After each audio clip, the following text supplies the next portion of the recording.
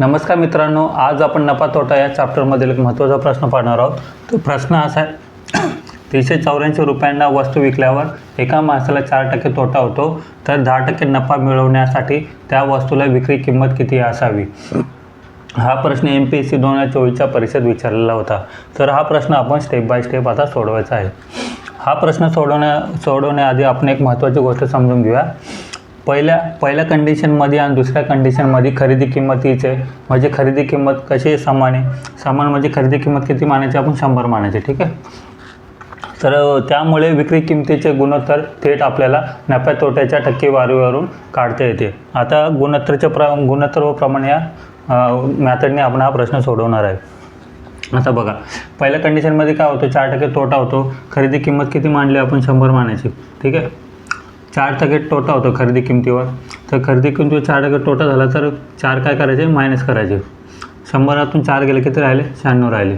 म्हणजे विक्री किंमत किती असायला पाहिजे? 96 असायला पाहिजे. 4% तोटा झाला तर विक्री किंमत किती आली आपली?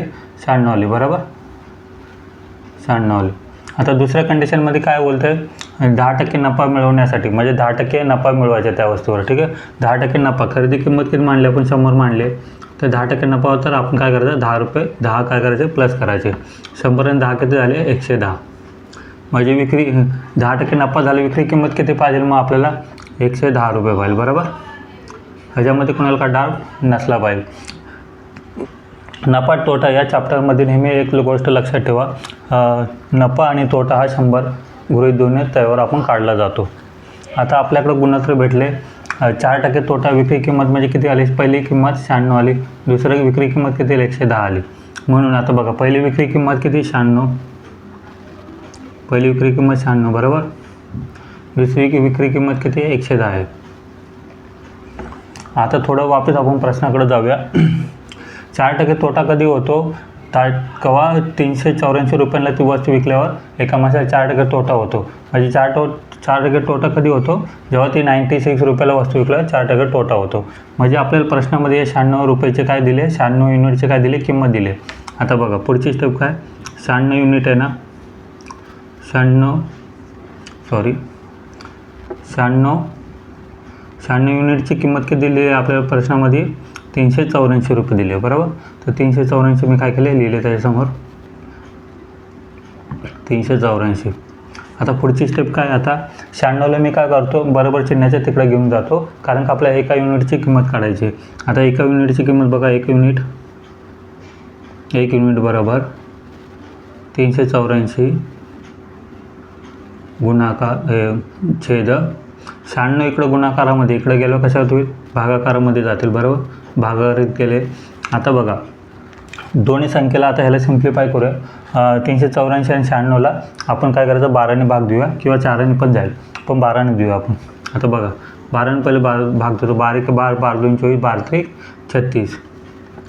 36 गेले. 38 2 राहिले, आणि 2 आणि मग 4 पुढचे कॅरी 24 झाले. 12 2 24, म्हणजे अंशामध्ये किती आले? 32 आले. आता याला 12ने वापस भाग देऊया 96ला. 12 पंचे 60, 12 72, 12 7 44, 12 8 96. ठीक आहे. 12 8 96. परत बघा, 8 आणि 32ला भाग जातो का? हा जातो, पूर्ण भाग जातो. 8 1 8, 8 4 32. ठीक आहे. म्हणजे एका युनिटची किंमत किती आली आपल्याकडं? एका युनिटची किंमत किती आली? 4 रुपये आली. बरोबर. एका युनिटची किंमत किती आली आपल्याकडं? 4 रुपये आली. ठीक आहे. आता आपल्याला विचारले कशाची किंमत विचारली? 10% नफ्याने ती वस्तू विकायची, म्हणजे विक्री किंमत विचारली 10% नफा असताना. ते किती आहे विक्री किंमत? 10% नफ्याने मग 110 रुपयाची किंमत आपल्याला विचारलेली आहे. पुढे काय करायचं? म्हणजे 1ची किंमत किती आली? 4 आली. म्हणजे 110 रुपयाची किंमत, 110ची किंमत किती असणार? एका युनिटची किंमत 4 आहे. 110 युनिटची किंमत किती असणार? त्याला गुणाकार करा 4ने.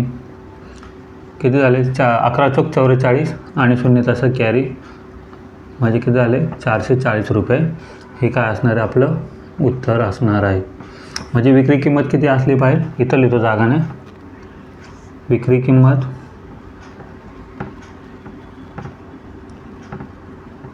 किंमत किती असली पाहिजे? 440 रुपये.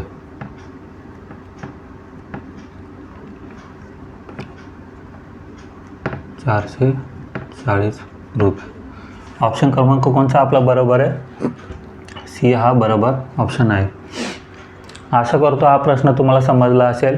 जर हा प्रश्न तुम्हाला समजला असेल तर कमेंटमध्ये हो नक्की लिहा, किंवा तुमचे काय समस्या असेल तरी कमेंटमध्ये लिहायला विसरू नका. आणि अशाच प्रश्नासाठी चॅनलला सबस्क्राईब करा, लाईक करा आणि शेअर करा. थँक्यू.